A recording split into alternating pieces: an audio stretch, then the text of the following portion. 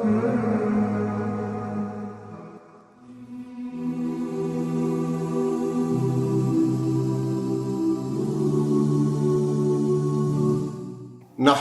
ونصلی علی رسولہ الکریم، اما بعد فاعوذ باللہ من الشیطان الرجیم، بسم اللہ الرحمن الرحیم۔ حضرت سالب ابن عبداللہ ابن عمر اپنے والد سے روایت کرتے ہیں کہ انہوں نے فرمایا کہ ہم ایک مرتبہ رسول اللہ صلی اللہ علیہ وآلہ وسلم کے ساتھ نجد کی طرف جہاد کے لیے گئے۔ جب ہم دشمنوں کے سامنے آئے تو ہم نے ان سے مقابلہ کرنے کے لیے اپنی صفیں درست کی۔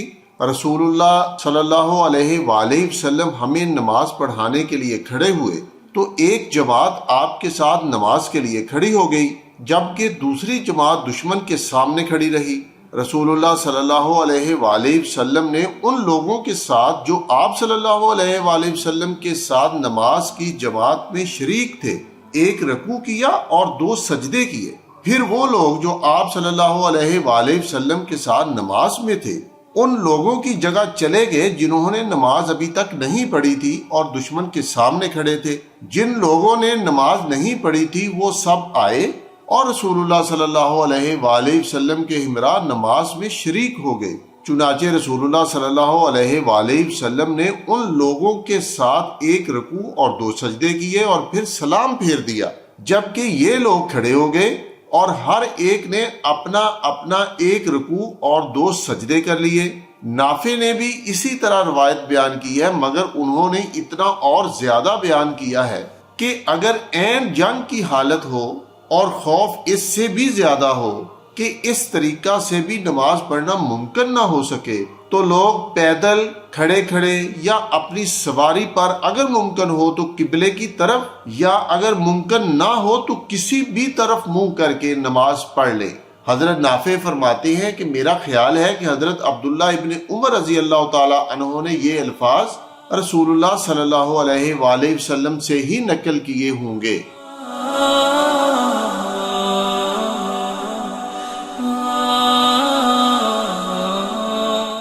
حضرت یزید ابن رومان حضرت صالح بن خوات سے اور وہ اس آدمی سے جس نے سرتاج دو عالم صلی اللہ علیہ وآلہ وسلم کے ساتھ ذات الرقہ کے دن نماز خوف پڑھی تھی، وہ نماز خوف کا طریقہ اس طرح سے نقل کرتے ہیں کہ اس دن ایک جماعت نے رسول اللہ صلی اللہ علیہ وآلہ وسلم کے ساتھ نماز کے لیے صف بندی کی اور دوسری جماعت دشمن کے سامنے صف آرا ہو گئی۔ چنانچہ رسول اللہ صلی اللہ علیہ وآلہ وسلم نے اس جماعت کے ساتھ جو آپ صلی اللہ علیہ وآلہ وسلم کے ساتھ تھی ایک رکعت نماز پڑھ کر رسول اللہ صلی اللہ علیہ وآلہ وسلم تو کھڑے رہے اور اس جماعت نے خود اپنی نماز پوری کی، یعنی دوسری رکعت جماعت نے خود تنہا پڑھی۔ پھر اس کے بعد یہ جماعت نماز سے فارغ ہو کر واپس ہو گئی اور دشمن کے سامنے صف آرا ہو گئی، اور وہ جماعت جو دشمن کے سامنے پہلے سے صف آرا تھی وہ نماز کے لیے آ گئی۔ چنانچہ رسول اللہ صلی اللہ علیہ وآلہ وسلم نے وہ دوسری رکعت جو باقی رہ گئی تھی اس جماعت کے ساتھ پڑھی اور اتحیات میں بیٹھے رہے، اور پھر اس جماعت نے اپنی وہ پہلی رکعت جو باقی تھی تنہا پڑھی اور اتحیات میں رسول اللہ صلی اللہ علیہ وآلہ وسلم کے ساتھ شریک ہو گئی، اور پھر رسول اللہ صلی اللہ علیہ وآلہ وسلم نے ان کے ساتھ سلام پھیرا۔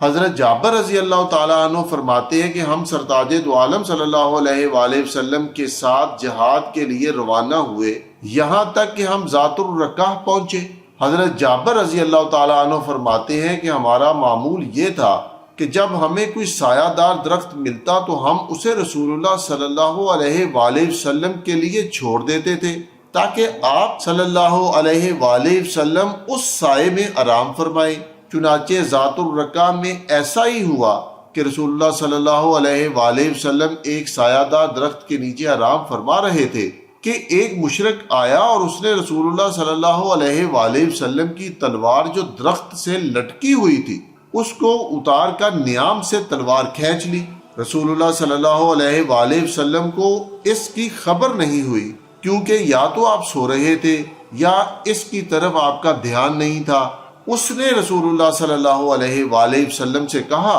کہ کیا تم مجھ سے ڈرتے ہو؟ حضرت صلی اللہ علیہ وآلہ وسلم نے فرمایا کہ نہیں، میں تجھ سے کیوں ڈرنے لگا، کیونکہ میرے رب کے سوا دوسرا کوئی نہ مجھے نفع پہنچا سکتا ہے اور نہ ہی نقصان۔ اس نے کہا کہ پھر تمہیں مجھ سے کون بچائے گا؟ آپ صلی اللہ علیہ وآلہ وسلم نے فرمایا کہ مجھے تجھ سے اللہ بچائے گا۔ جابر رضی اللہ تعالیٰ عنہ فرماتے ہیں کہ صحابہ کرام نے جب یہ دیکھا تو اس کو دھمکایا، اس نے تلوار نیام میں رکھ کر اسے درخت کے ساتھ پھر لٹکا دیا۔ حضرت جابر رضی اللہ تعالیٰ عنہ فرماتے ہیں کہ پھر ظہر یا عصر کی نماز کے لیے اذان اور تکبیر کہی گئی۔ چنانچہ رسول اللہ صلی اللہ علیہ وآلہ وسلم نے پہلے ایک جماعت کے ساتھ 2 رکعتیں پڑھی اور وہ جماعت 2 رکعت نماز پڑھ کر دشمن کے مقابلے کے ارادے سے پیچھے ہٹ گئی۔ پھر آپ نے دوسری جماعت کے ساتھ 2 رکعتیں پڑھی۔ جابر رضی اللہ تعالیٰ عنہ فرماتے ہیں کہ اس طرح رسول اللہ صلی اللہ علیہ وآلہ وسلم کی 4 رکعتیں ہوئی اور لوگوں کی 2 رکعتیں ہوئی۔ وما علینا الا البلاغ المبین۔